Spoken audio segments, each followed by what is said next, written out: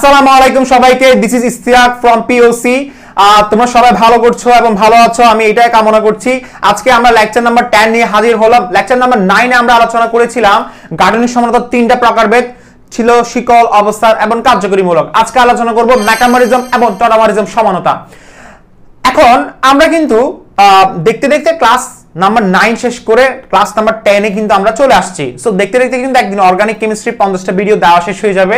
তবে আমি কিন্তু আমার কথা রেখে যাচ্ছি, বাট তোমরা কি তোমাদের কথা রাখছো? অর্থাৎ আমি এটা বলতে চাচ্ছি, তোমরা কি রীতিমতো আমাদের ক্লাসগুলো শেয়ার করছো? শেয়ার না করলে কিন্তু আসলে আমাদের এই ক্লাসগুলো সবার মাঝে পৌঁছাতে পারবে না। যেহেতু এগুলো আমরা ফ্রি কন্টেন্ট দিচ্ছি, যেহেতু ফ্রি কন্টেন্ট আসলে বলা যাবে না, কারণটা হচ্ছে এখানে কিন্তু সবাই টাইম ইনভেস্ট করছে। তুমি টাইম ইনভেস্ট করছো, তুমি মেগাবাইট ইনভেস্ট করছো, আমি নিজে শ্রম ইনভেস্ট করছি। তো সবকিছু মিলে এটা আমাদের একটা যৌথ একটা উদ্যোগ, ঠিক আছে? এবং আমাদের এখানে সবকিছু হচ্ছে ইনভেস্ট করা হচ্ছে খুবই হচ্ছে কি সিরিয়াস ভাবে, খুব সিনসিয়ার ভাবে। তো আমি যেটা বলতে চাচ্ছি, তোমাদের উচিত এই কন্টেন্টগুলা, এই লেকচারগুলা তোমাদের যে বন্ধু বান্ধবরা আছে যারা পেইড বেচে বিভিন্ন টাকা পয়সার কারণে পড়াশোনা করতে পারছে না, তাদের জন্য এই কোর্সটা ছড়িয়ে দেওয়া। কিন্তু যেহেতু এইখানে আমি সবগুলো লেকচার সিরিয়ালি, অর্থাৎ সবগুলো টপিক কিন্তু সিরিয়ালি আপলোড দিচ্ছি, সেহেতু তোমাদের এটা নৈতিক দায়িত্ব তোমার বন্ধু বান্ধবের মধ্যে এটা ছড়িয়ে দেওয়া। এখন আমি তোমাকে যেটা বলতে চাচ্ছি সেটা হচ্ছে, আমাদের একটা ফেসবুক গ্রুপ আছে। ফেসবুক গ্রুপটা হচ্ছে কি প্রোডিজি অফ কেমিস্ট্রি। আমাদের ইউটিউব চ্যানেলটার নাম কি প্রোডিজি অফ কেমিস্ট্রি, ফেসবুক গ্রুপটার নামও প্রোডিজি অফ কেমিস্ট্রি। সেখানে 72,000 মেম্বার আছে। আমি চাই তোমরা সবাই প্রত্যেককে ওই গ্রুপটাতে জয়েন করো। ফেসবুক গ্রুপে হচ্ছে তুমি ফেসবুকে সার্চ দিয়ে দেখবা প্রোডিজি অফ কেমিস্ট্রি দিলে চলে আসবে। যারা এখনো জয়েন হও নাই তারা জয়েন হয়ে নাও, কারণ আমাদের এই চ্যানেলটির কোনো লেকচারে তোমার যদি কোনো প্রবলেম থাকে তুমি চাইলে সেখানে পোস্ট করতে পারবে।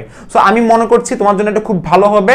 যারা এখনো জয়েন হয়নি তারা জয়েন হয়ে নাও, এবং সেখানে কিন্তু আমাকেও দেখতে পাবে, কারণ আমাদের গ্রুপে আমি কিন্তু অ্যাক্টিভ থাকি। সো আমাদের পড়া নিয়ে কোনো সমস্যা থাকলে, কোনো অভিযোগ থাকলে তুমি সেখানে জানাতে পারবে। সো আর কথা না বলে আমরা শুরু করি। আজকের টপিকটা হচ্ছে কি মেটামরিজম। মেটামরিজম সমানতা। মেটামরিজম সমানতা। প্রশ্ন হচ্ছে মেটামরিজম সমানতা মানে কি? মেটামরিজম সমানতা মানে কি? আচ্ছা, মেটামরিজম সমানতা ফার্স্ট আমরা একটা হেডলাইন দিচ্ছি, এই হেডলাইনটা তোমরা সবাই দিবে। এর পরবর্তীতে আসো ডেফিনেশনে। খেয়াল করে দেখো মেটামরিজম সমানতার ডেফিনেশনটা কি। এখানে বলা হচ্ছে কি, সেম আবার আগের মতো, একই আণবিক সংকেত বিশিষ্ট, একই আণবিক সংকেত বিশিষ্ট, একই আণবিক সংকেত বিশিষ্ট জৈব যৌগের, একই আণবিক সংকেত বিশিষ্ট জৈব যৌগের, একই আণবিক সংকেত বিশিষ্ট জৈব যৌগের কার্বন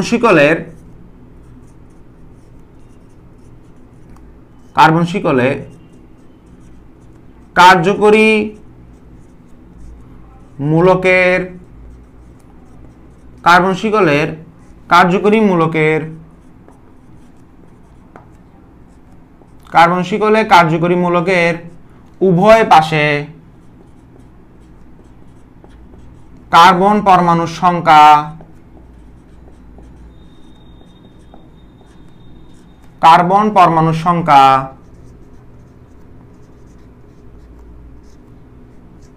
কার্বন পরমাণুর সংখ্যা ভিন্ন হওয়ার কারণে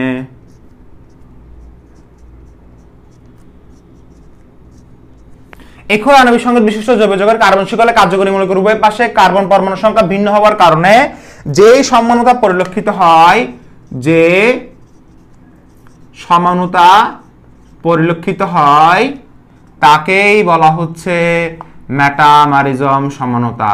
যে সমানতা পরিলক্ষিত হয় তাকেই বলা হচ্ছে, আমি আর লিখতেছি না, তাকেই বলা হচ্ছে মেটামরিজম সমানতা। সো আমরা ফার্স্ট অফ অল এক্সাম্পল দেখি, কারণ আমরা কখনো কিন্তু ডেফিনেশন পড়ে কিছুই বুঝতে পারিনি। আমাদেরকে সবসময় কি দেখতে হয়? এক্সাম্পল দেখতে হয়। সো আমরা এক্সাম্পলটা একটু ভালোভাবে দেখিনি। এক্সাম্পল দেখলে তোমার কাছে সবকিছু ক্লিয়ার হয়ে যাবে মেটামরিজম সমানতা মানে কি। এরপর আমরা দেখবো মেটামরিজম সমানতা কারা দিবে। আচ্ছা, কি বলা আছে দেখো, আমি একটা এক্সাম্পল দিলাম, CH2 দিছি। দেওয়ার পরে স্যার এই জায়গায় একটা ও দেন, ধরো এই জায়গায় CH2, এই জায়গায় CH3 দিছো। দেওয়ার পরে এখানে কিভাবে বলছিলাম, এভাবে অ্যারো চিহ্ন দিতে বলছিলাম, তাই না?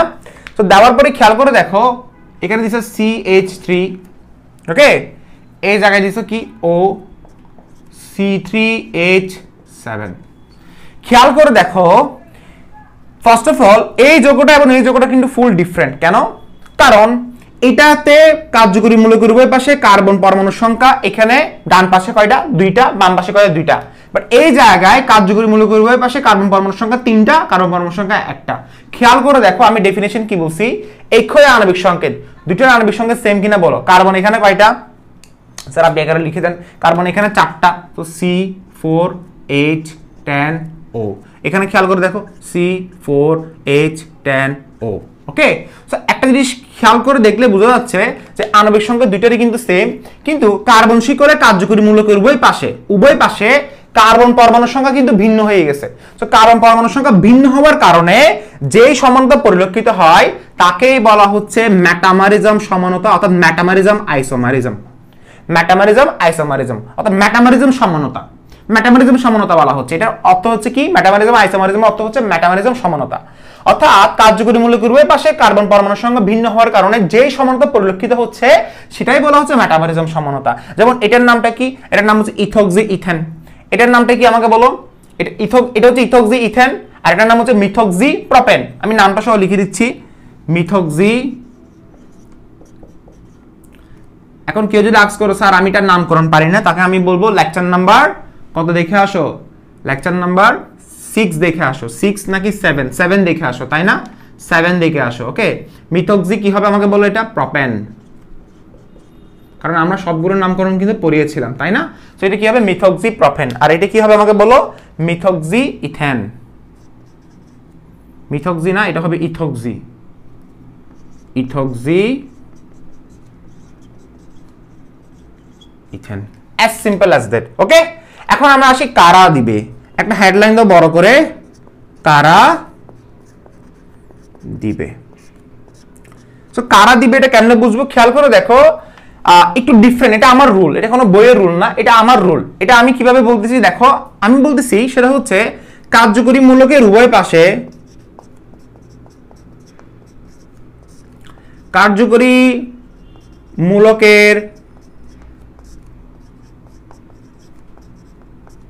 উভয় পাশে, কার্যকরী মূলকের উভয় পাশে কার্বন পরমাণু যোগফল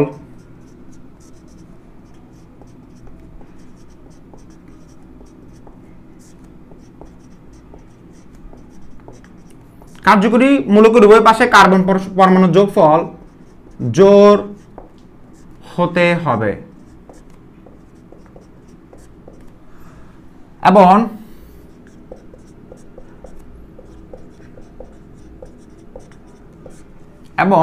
যোগফল জোড়টি 2 এর অধিক হতে হবে, অর্থাৎ 2 হলে হবে না, 2 এর অধিক হতে হবে, অর্থাৎ 2 এর অধিক হতে হবে, অর্থাৎ যোগফল জোড়ের 2 এর অধিক হতে হবে। কথার অর্থ হচ্ছে 2 না 4 হতে হবে, 6 হতে হবে, 8 হতে হবে, এটসেট্রা। অনেকটা এরকম কথা বোঝা গেছে? আচ্ছা, এখন একটা সমস্যা আছে। সমস্যাটা হচ্ছে কি? সেটা হচ্ছে আমরা এটা শুধুমাত্র কার্যকর হবে C5H10O পর্যন্ত। কি বললাম? C5H10O পর্যন্ত। একটু কিসে লিখে রাখো, মানে এই রুলটা কার্যকর হবে C5H10O পর্যন্ত। আমি আবারও বলছি, এই রুলটা কার্যকর হবে C5H10O পর্যন্ত। আমি আবারও বলছি, একটু লিখে রাখো, এই রুলটা কার্যকর হবে C5H10 পর্যন্ত, অর্থাৎ C5H10O পর্যন্ত কার্যকর হবে। এর উপরে যেটা যাবে সেটা হবে না। C5H10O পর্যন্ত এটা কার্যকর হবে। আচ্ছা, জিনিসটা আমরা কিচ্ছু বুঝতেছি না, এটা আমরা স্যার কি বলতেছেন এগুলা?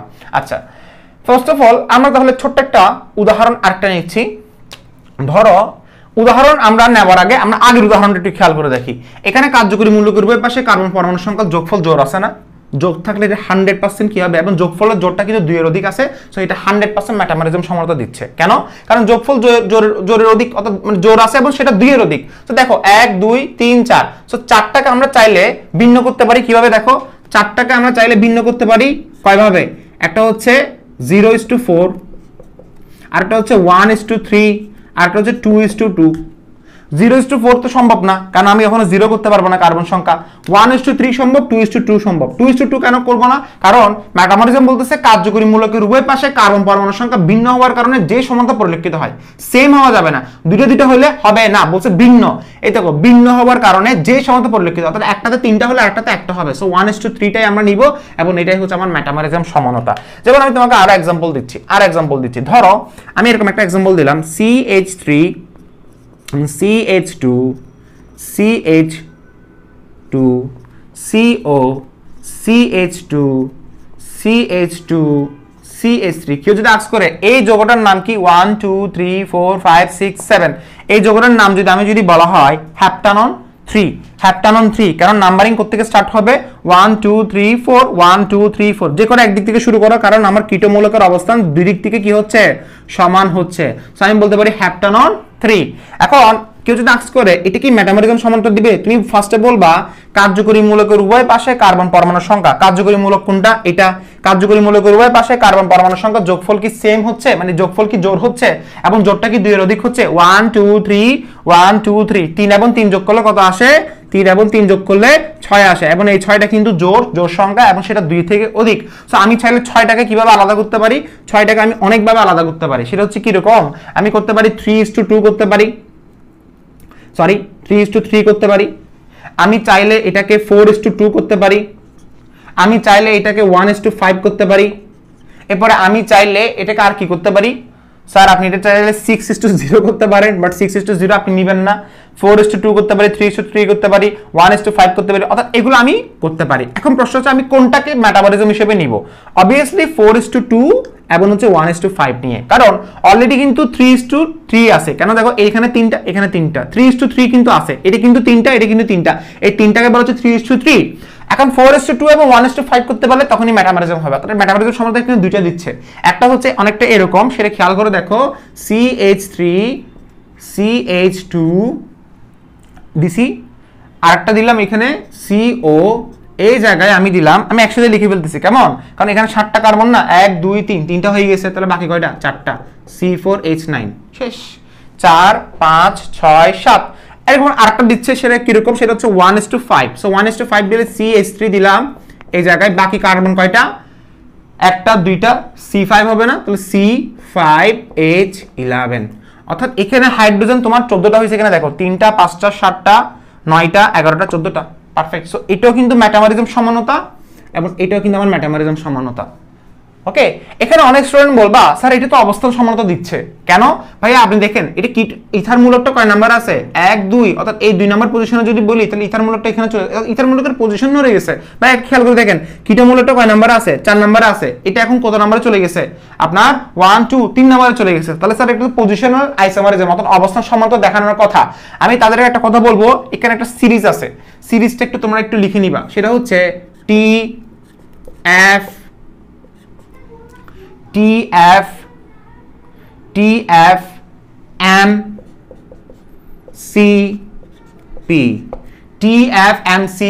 TFMCP, অর্থাৎ টি দিয়ে বোঝানো হচ্ছে tautomerism, functional isomerism, metamerism, chain isomerism, position. অর্থাৎ এটা হচ্ছে টটামারিজম, এটা কার্যকরী মূলক, অর্থাৎ ফাংশনাল, এটা মেটামারিজম, এটা চেইন, এটা পজিশনাল আইসোমারিজম। TFMCP মুখস্থ করো, TFMCP। অর্থাৎ যখন তুমি দেখতেছো টটামারিজম, যখন তুমি দেখতেছো মেটামারিজমও হচ্ছে এবং পজিশনও হচ্ছে, কি বললাম মেটামারিজমও হচ্ছে, পজিশনও হচ্ছে, সেক্ষেত্রে আমি কাকে প্রায়োরিটি দিব?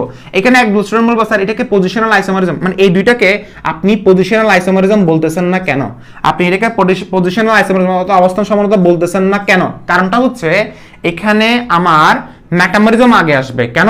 কারণ মেটামরিজম আমার সিরিজে আগে, অর্থাৎ সক্রিয়তা, অর্থাৎ এটাকে আমি প্রায়োরিটি আগে দিব, কারণ টি হচ্ছে সরি এটা তো টটামারিজম, আমার এম হচ্ছে পি এর আগে, তাহলে সেই ক্ষেত্রে এম যেহেতু আমার পি এর আগে, তাহলে আমি সবসময় এমটাকে আগে প্রায়োরিটি দিব, তো মেটামরিজমকে আগে প্রায়োরিটি দিব। ওকে, তো আমাকে যদি পরীক্ষা যদি প্রশ্ন আসে এই দুইটা পরস্পর কি সমানো, এটা এবং এটা, অর্থাৎ এটা এবং এটা পরস্পর কি সমানো, অপশনে যদি অবস্থা সমানতা দেয় কখনো দিবা না, তুমি দিবা মেটামরিজম। আশা করি আমি তোমাকে ক্লিয়ার করতে পারলাম। সো বলো TFMCP, TFMCP TFMCP ওকে। যেমন ধরো আমি তোমাকে আরেকটা উদাহরণ দিচ্ছি, ধরো আমি যদি উদাহরণ যদি এটা দিতাম সেটা হচ্ছে কিরকম, আমি বললাম এই জায়গায়, আমি এটা মুছে দিচ্ছি কেমন, আমি ধরো একটা উদাহরণ আরেকটা দিচ্ছি, দেখো আমি বললাম এই জায়গায় CH3, আমাকে কেউ যদি আস্ক করে এটা কি হচ্ছে আমার টটামারিজম দিবে, এটা কখনো দিবে না। কেন? কারণ কার্যকরীমূলক যেটা আছে সেটার উভয় পাশে কার্বন পরমাণু সংখ্যা যোগফল কিন্তু জোড় না, অর্থাৎ 3 হয়েছে, এখানে একটা এখানে দুইটা 3, সো এটা কখনো মেটামরিজম দিবে না। শেষ। কেন? কারণ এটাকে তুমি চাইলে আলাদা করতে পারতেছো না, ওকে, তুমি এটাকে কি আর কি আলাদা করবা, যেমন আমরা এভাবে রেশিও হিসাব করতে পারতেছি না। সো সিম্পলি মাথায় রাখো কার্যকরীমূলকের উভয় পাশে কার্বন পরমাণু সংখ্যা যোগফল যদি জোড় না হয় এবং সেটা 2 এর অধিক না হয় তাহলে সেটা কখনো মেটামরিজম দিবে না।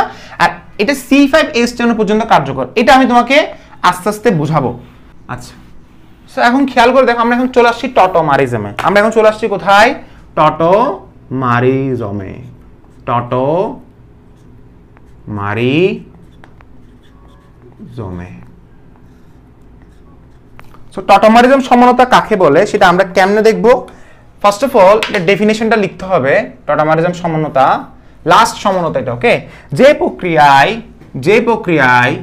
ডেফিনেশনটা লিখো, যে প্রক্রিয়া এক প্রকার কার্যকরীমূলক কাঠামো থেকে, যে প্রক্রিয়ায় এক প্রকার কার্যকরীমূলক কাঠামো থেকে এক প্রকার, যে প্রক্রিয়ায় এক প্রকার কার্যকরীমূলক কাঠামো থেকে স্বতঃস্ফূর্তভাবে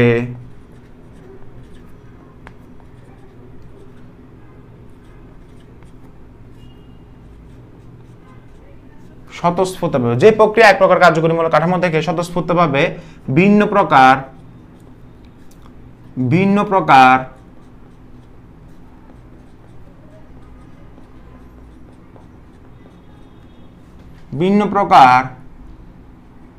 কার্যকরীমূলক,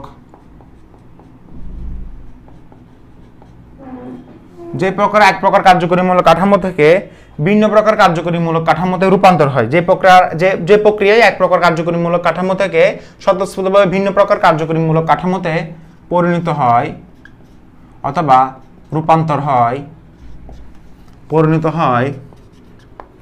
রূপান্তর হয় এবং উভয়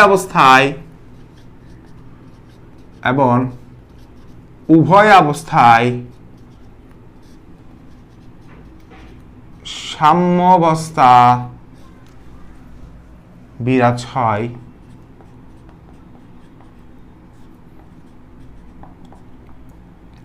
তাদেরকে পরস্পরের টটোমারিজম সমানু বলে।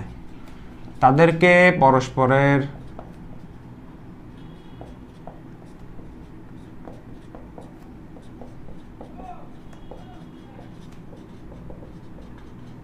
টটোমারিজম সমানতা বলে।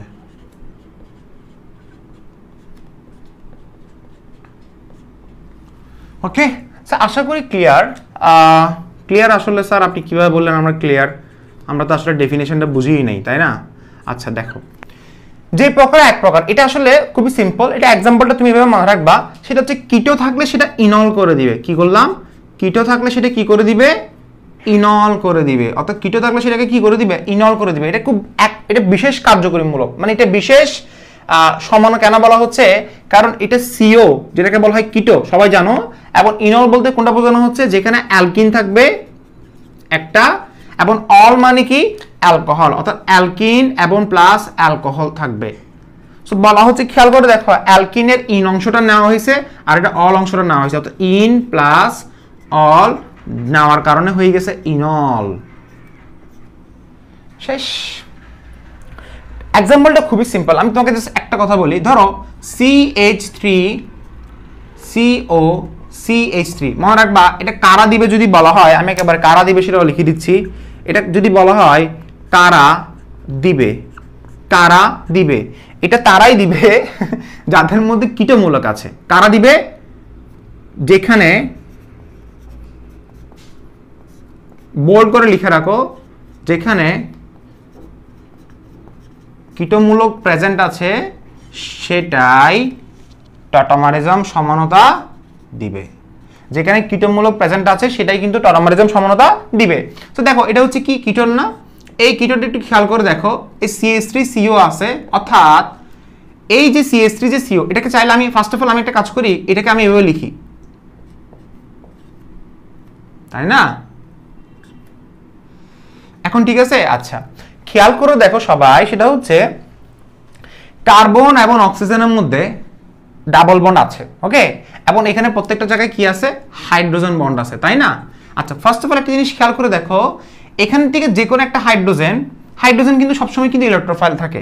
এটা আমি তোমাকে বুঝাই, তোমরা দেখো এখন ইলেকট্রোফাইল নিউক্লিওফাইল বুঝো না। ইলেকট্রোফাইল নিউক্লিওফাইলটা কি? ফার্স্ট অফ অল ইলেকট্রোফাইল মানে হচ্ছে ইলেকট্রন লাভার, যার উপরে প্লাস থাকবে তাকে ইলেকট্রোফাইল বলা হয়। ধরো CH3, এখানের মধ্যে তুমি যদি একটা হাইড্রোজেন যুগকে যদি অপসারণ করো, একটা হাইড্রোজেনকে অপসারণ করছো, ওই হাইড্রোজেনটা কি হিসেবে রূপান্তর হবে? ইলেকট্রোফাইল হিসেবে। কেন? কারণ কার্বন এবং হাইড্রোজেনের মধ্যে তড়িৎ ঋণাত্মকতা কার বেশি? কার্বনের বেশি। সো কার্বন হয় আংশিক ধনাত্মক, আংশিক ঋণাত্মক, আর হাইড্রোজেন হয় আংশিক ধনাত্মক। সেক্ষেত্রে কার্বন এবং হাইড্রোজেন যখন ইলেকট্রন শেয়ার করে, কার্বন যখন হাইড্রোজেন থেকে ইলেকট্রন টেনে নিয়ে চলে আসে, তখন হাইড্রোজেন যখন বের হয় তখন সে প্লাস রূপে বের হয়। কারণ যার থেকে, মনে রাখবা, যার থেকে ইলেকট্রন টানবো সে প্লাস হবে, আর যে টানবে মানে কি? টেনে নিবে। আমাদের টানবে কথাটা হচ্ছে চিটাগংইয়ান ভাষায়, যাই হোক এক্সট্রিমলি সরি, এটা টেনে নিবে। যে টেনে নিচ্ছে সে মাইনাস, আর যার থেকে সে টেনে নিচ্ছে, যার থেকে যে মূল থেকে টেনে নিচ্ছে সেই মূলটা হয়ে যাবে প্লাস। একদম সহজ কথা, বুঝা গেছে? সো দেখো এখানে আমার, ধরো আমি এই জায়গায় এই হাইড্রোজেনটা অথবা এই হাইড্রোজেন খেয়াল করলাম, যেহেতু দুটো জায়গায় হাইড্রোজেন সেম, এখান থেকে একটা হাইড্রোজেন হচ্ছে ইলেকট্রোফাইল হয়ে যাবে। কেন? ওই ইলেকট্রোফাইলটা আমার কার্বন এবং অক্সিজেনের মধ্যে শেয়ারকৃত যে বন্ডটা আছে সেই বন্ডটা ভাঙবে। কেন? কারণ ইলেকট্রোফাইল সবসময় ইলেকট্রনকে পছন্দ করে। ইলেকট্রোফাইল কাকে পছন্দ করে? ইলেকট্রনকে পছন্দ করে। আর যখন আমরা ডাবল বন্ড দেখি, ডাবল বন্ডের উপরের অংশটা কিন্তু হচ্ছে কি? Pi bond. তোমরা সবাই জানো কিনা আমি জানি না, ডাবল বন্ডের উপর অংশটা পাই বন্ড আর নিচেরটা হচ্ছে কি? Sigma bond. সো উপরের অংশটা হচ্ছে পাই বন্ড, নিচের অংশটা কি? Sigma bond. এই ইলেকট্রোফাইলটা ডাবল বন্ডের পাই ইলেকট্রন দ্বারা আকর্ষিত হয়। অর্থাৎ একটা হাইড্রোজেন ডাবল বন্ডটাকে ভেঙে দেয়, এবং ডাবল বন্ডটাকে ভেঙে দিয়ে সে অক্সিজেনের সাথে যুক্ত হয়। কেন? কারণ কার্বন এবং অক্সিজেনের মধ্যে ইলেকট্রোনেগেটিভিটি অক্সিজেনের বেশি, সো অক্সিজেন মাইনাস আর কার্বন হচ্ছে কি? প্লাস। সো CH3 যখন আমরা এখানে লিখব, তখন উপরে একটা OH যুক্ত হচ্ছে, সরি এই জায়গায় CH3 না, হাইড্রোজেনটা একটা চলে গেছে, তাহলে CH2। আর এই ডাবল বন্ড যেটা আমরা ভেঙে দিছি, সেটা তো আমরা অক্সিজেন গিয়ে ভেঙে ফেলছে। এবং এখানে একটা ডাবল বন্ড যুক্ত হচ্ছে। কেন? কারণটা হচ্ছে খুবই সিম্পল। আমার যখন কার্বন হাইড্রোজেন থেকে যখন ইলেকট্রন টেনে নিছে, হাইড্রোজেন তো ইলেকট্রন দিয়ে চলে আসছে। খেয়াল করে দেখো, খুবই সিম্পল, কার্বন হাইড্রোজেনের সাথে 3 ভাবে আবদ্ধ, এবং এদিকে আবার কার্বনের সাথে আবদ্ধ। একটা হাইড্রোজেন যখন চলে যাচ্ছে, ধরো আমি বললাম এই হাইড্রোজেনটা চলে গেছে, সো এই হাইড্রোজেনটা যখন চলে গেছে, হাইড্রোজেনের সাথে কার্বনের যে শেয়ারকৃত যে ইলেকট্রনটা ছিল, সেই শেয়ারকৃত ইলেকট্রন সে কিন্তু সেই কার্বনকে দিয়ে গেছে। কেন? কারণ হাইড্রোজেন তো দানশীল ব্যক্তি, সে কিন্তু মানে সে চলে, কারণ সে তো তার ইলেকট্রোনেগেটিভিটি কম, তাহলে সে দিয়ে যাবে। তো সে কি করছে, সে এই যে দুইটা যেটা ছিল শেয়ারকৃত ইলেকট্রন, যেটা কার্বনের সাথে শেয়ার করতো, সেটা হচ্ছে কার্বনকে দিয়ে গেছে। এখন কার্বন কি করছে? প্রত্যেকটা কার্বনের হাফ ফিল করার জন্য, এখানে কিন্তু হাফ ফিল হয় নাই, দেখছো? কার্বন কি করছে? হাফ ফিল করার জন্য সে পাশের কার্বনের সাথে এটা শিফট করে দিছে, অর্থাৎ তাদের মধ্যবর্তী কার্বন দুইটার মধ্যে বিন্যস্ত করে দিছে। তো বিন্যস্ত করে দিলে, এই যখন একটা লোন পেয়ার যখন বিন্যস্ত করে দিবে, একটা লোন পেয়ার দিয়ে কিন্তু একটা বন্ড হয়, তো সেই জায়গা হয়ে গেছে বন্ড, এটা CH2COH, আর এই জায়গা হয়ে গেছে সেটা CH3। যারা এখনো বোঝে নাই তারা আরেকবার বোঝাবো। এটার নামটা কি আমাকে বলো?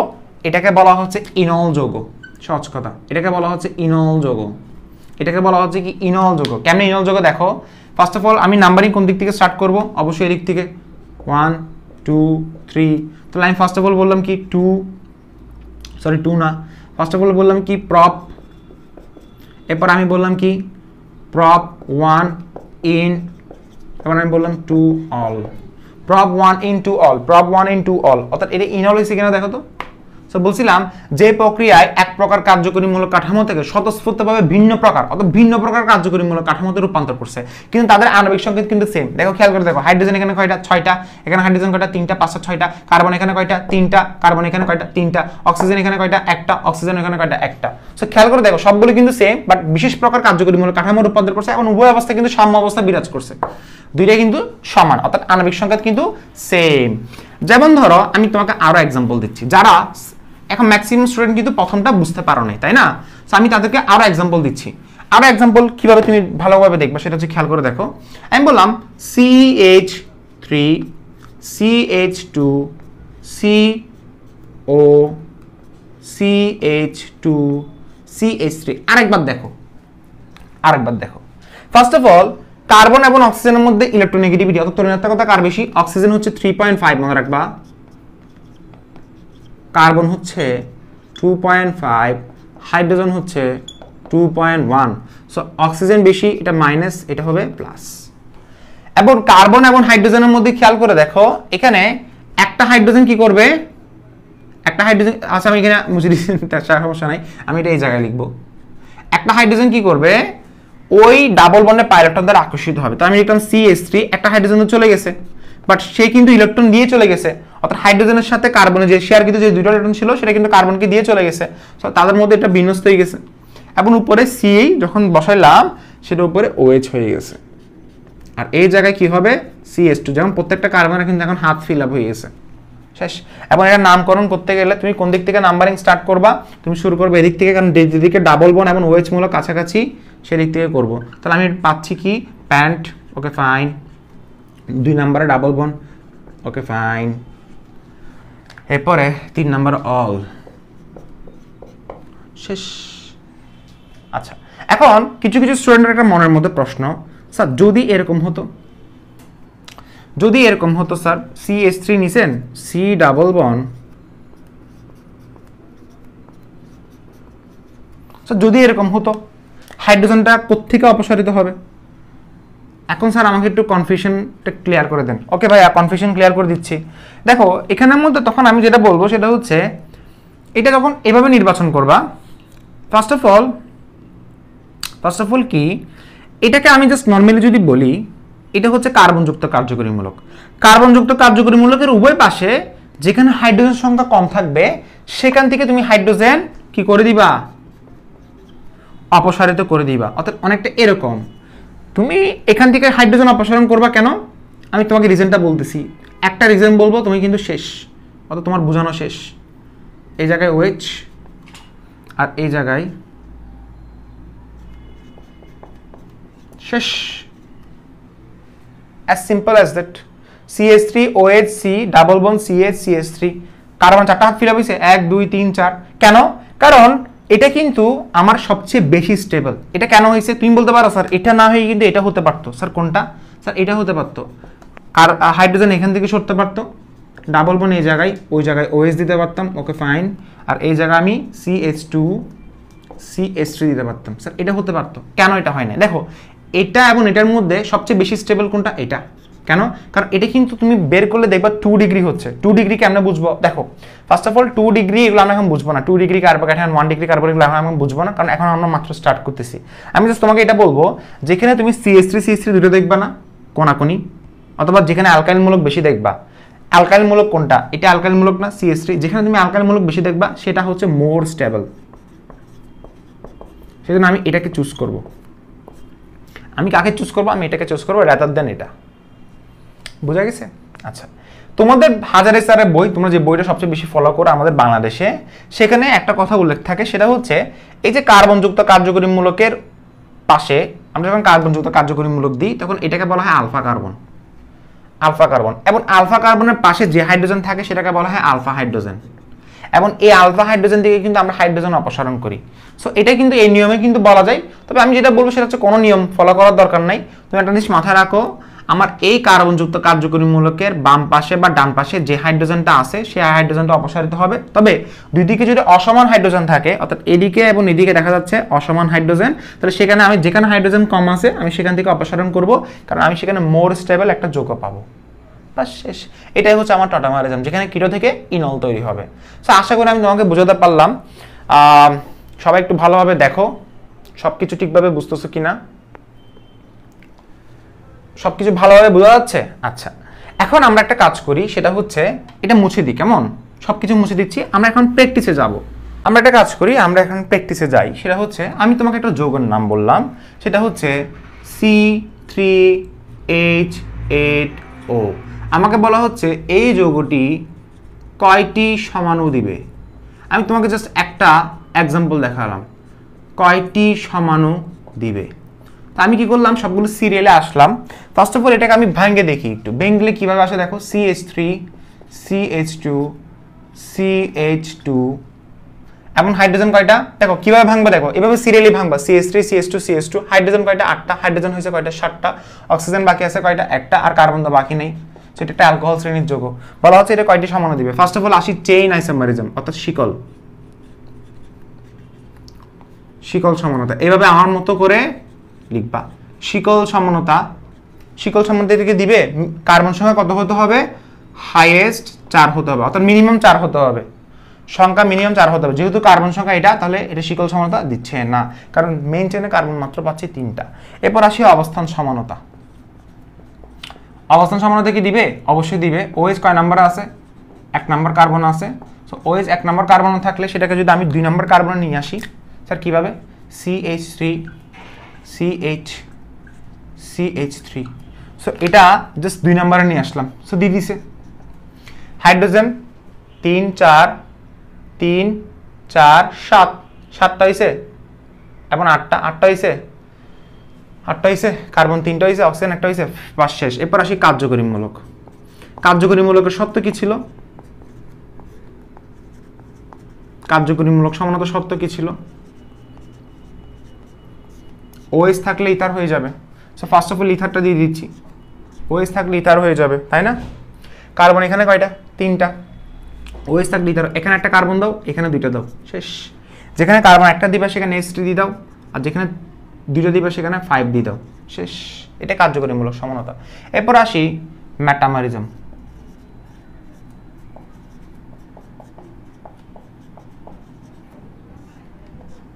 মেটামারিজম সমানতা। মেটামারিজম কি এটা দিচ্ছে? মেটামারিজম আমরা জিনিসটা দেখব, মেটামারিজম দিচ্ছে কিনা দিচ্ছে না সেটা আমরা কিন্তু দেখব কার্যকরীমূলক থেকে। মেটামারিজম আমরা ডিপেন্ডস অন ফাংশনাল আইসোমারিজম। লিখে রাখো, ভেরি ইম্পর্টেন্ট কথা। এই যে মেটামারিজম দিবে কিনা দিবে না সেটা দেখবো কার্যকরীমূলক থেকে। অর্থাৎ মেটামারিজম সমানতা বের করতে গেলে আগে ফার্স্টে কার্যকরীমূলক দেখতে হবে। সো কার্যকরীমূলকের উভয় পাশে, অর্থাৎ এই কার্যকরীমূলক সমানতা দেখবো উভয় পাশে কার্বন পরমাণুর সংখ্যা যোগফল জোড় হচ্ছে না, তো মেটামারিজম দিবে না। এরপর আসি টটোমারিজম। টটোমারিজম একেবারে এখানে লিখে ফেলতেছি, কেমন? টটোমারিজম, এটা ইংলিশে লিখে ফেলতেছি, নেভার মাইন্ড, কারণ টটোমারিজম দিবে না। দেখো টটোমারিজম ডিপেন্ডস অন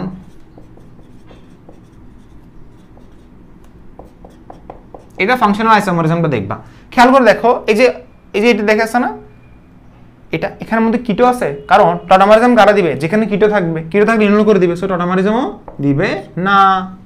এখন আমরা একটা দেখি, সেটা হচ্ছে C4H8O।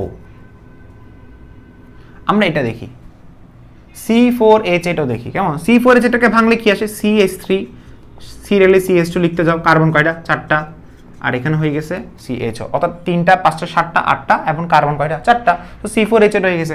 এই C4H8 ফার্স্ট আমি যদি বলি শিকল দিবে,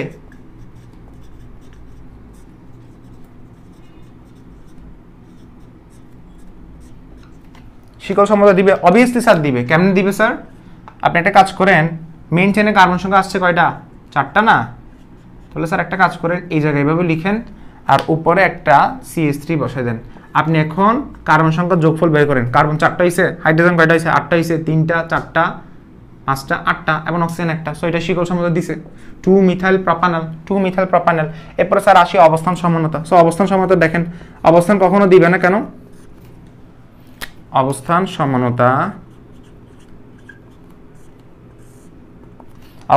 কেন দিবে না? কারণ এখানে অ্যালডিহাইড মূলক আছে, সো দিবে না।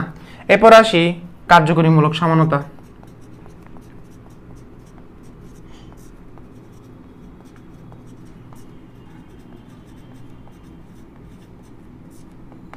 কার্যকরীমূলক সমানতা। কার্যকরীমূলক সমানতা খেয়াল করে দেখো, এই কার্যকরীমূলক সমানতা দেখতেছি সেটা হচ্ছে অ্যালডিহাইড থাকলে কি হয়ে যায়, কিটো হয়ে যায় না? কার্যকরীমূলক বলছিলাম অ্যালডিহাইড থাকলে কিটো হয়ে যায়, ওএইচ থাকলে ইথার হয়ে যায়। সেখানে কার্বন কয়টা? 4টা। একটা কার্বন বসানো হয়ে গেছে, বাকি কয়টা কার্বন? 3টা। একটা দাও ওকে দাও, আরেকটা একে দাও, শেষ। যেখানে C2 বসাবা সেখানে H5 বসে দিবা, C3 থাকলে H7 বসাতা, আর যেখানে শুধু C আছে সেখানে H3 বসে দাও, শেষ। এরপর আসি মেটামারিজম। মেটামারিজমটা দেখতে গেলে কার্যকরীমূলক আসতে হবে। মেটামারিজম একটা জিনিস খেয়াল করে দেখো, কার্যকরীমূলক উভয় পাশে কার্বন পরমাণুর সংখ্যা যোগফল কিন্তু জোর হচ্ছে না, 2 এবং 1 মিলে 3 হচ্ছে, মেটামারিজম দিবে না। এখন আসি টটোমারিজম। টটোমারিজম দেওয়ার জন্য আমার কি লাগবে? কিটো লাগবে। অর্থাৎ কার্যকরীমূলকে দেখবো কিটো আছে, ও স্যার কিটো আছে, ওকে কিটো আছে, তাহলে কি করলাম এখানে একটা কাজ করলাম, সেটা হচ্ছে কি CH3 করলাম এই জায়গায় OH, এটা কিন্তু করে দিয়েছিলাম তাই না?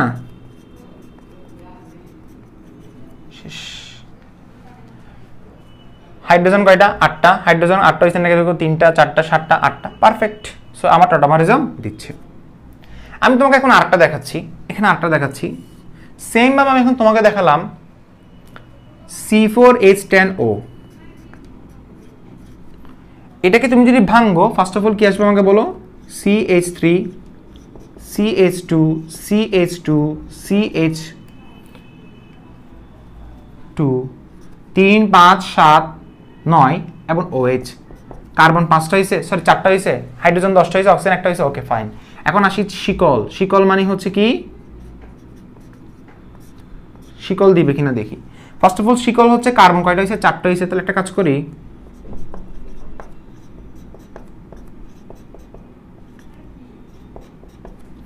শিকল বের করে দিচ্ছি স্যার কিভাবে? শেষ। কার্বন এখানে 4টা হইছে নাকি? 1 2 3 4, হাইড্রোজেন 3 6 7 8 9 10, শেষ। শিকল এটা আর দিবে না। এখন আসে অবস্থান। অবস্থান সমানতা। OH কয় নাম্বার আছে? অবস্থান দেখবো কিন্তু এখান থেকে। OH কয় নাম্বার আছে আমাকে বলো?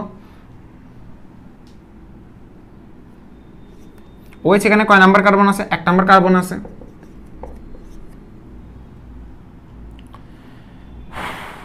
CH3 CH2 CH2 CH2 OH। OH এখানে কয় নাম্বার কার্বন আছে দেখো, আমি বললাম 1 নাম্বার কার্বন আছে না, এটা আমি 2 নাম্বার কার্বন নিয়ে গেলাম। 2 নাম্বার কার্বন নিতে গেলে এভাবে আসে না?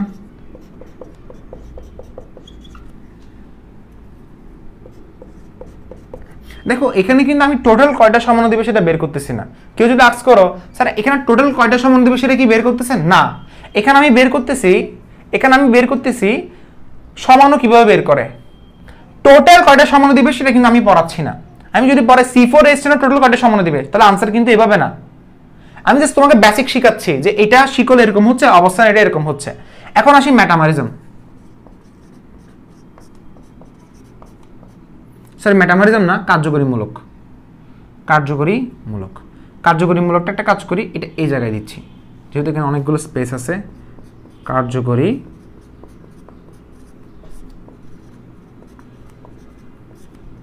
কার্যকরীমূলক সমানতা। OH থাকলে কি বলছিলাম, মাঝখানে একটা ইথার বসে দাও। কার্বন টোটাল কয়টা? 4টা। এই জায়গায় C2 বসাও, ভাগ করে দাও, 2 ভাগে 2টা ভাগ করে দাও। এই জায়গায় 5 বসাও, এই জায়গায় 5 বসাও, শেষ। এরপরে কার্যকরীমূলকের পরে কি আসবে? মেটামারিজম। মেটামারিজম কি বলছিলাম, কার্যকরীমূলকের উভয় পাশে কার্বন পরমাণুর সংখ্যা যোগফল কি হতে হবে? জোর হতে হবে। জোর হয়েছে, তাহলে একটা কাজ করো, এই জায়গায় CH3 করে দাও, 1s2 কি করে দাও? 3 করে দাও, পারফেক্টলি মিলে যাবে। আর এই জায়গায় C3H7 করে দাও, ডান এন্ড ডাস্টেড। এখন আসি টটোমারিজম। স্যার টটোমারিজম কিভাবে করব? টটোমারিজম করার জন্য একটা কাজ করবা, কার্যকরীমূলকের মধ্যে কিটো আছে, কার্যকরী, এটা তো মেটামারিজম তাই না? এটা কি কার্যকরীমূলক? কার্যকরীমূলকের মধ্যে কিটো আছে? নাই, তো এটা আনসার দিবে না। বোঝা গেছে? ওকে, সো আমাদের ক্লাস এখানে শেষ হচ্ছে, আমরা এগুলো এখনই দেখালাম। সো নেক্সট ক্লাসে আমরা অনুশীলনে যাব। নেক্সট ক্লাসে আমরা কি করব? বেশি বেশি অনুশীলন করব, প্র্যাকটিস করব, ইনশাআল্লাহ তোমাদের সবকিছু ভালোভাবে ক্লিয়ার হবে। সো ক্লাসটা কেন শর্ট রাখলাম, কারণ বেশি লং ক্লাস হলে, ডিউরেশন বেশি হলে তোমাদের হয়তো বোর ফিল হতে পারে। সো আমি জাস্ট তোমাকে শর্টলি সবকিছু বোঝালাম। নেক্সট ক্লাসে আমরা যখন এক্সারসাইজ করব, অর্থাৎ আমরা গাঠনিক সমানতা আবার পুনরায় দেখব, এক্সারসাইজ করব। আজকে জাস্ট আমি তোমাকে কিছু ডেমো দেখালাম। ওকে, নেক্সট ক্লাসে লেকচার নাম্বার আমি যদি বলি 11 তোমার ইনশাআল্লাহ একটু করে দেখলে, ভালোভাবে দেখলে, একটু করে বলতে ভালোভাবে মনোযোগ দিয়ে দেখলে তোমার ক্লিয়ার হয়ে যাবে। আসসালামু আলাইকুম, ভালো থাকবা আর ক্লাসটি অবশ্যই শেয়ার করবা।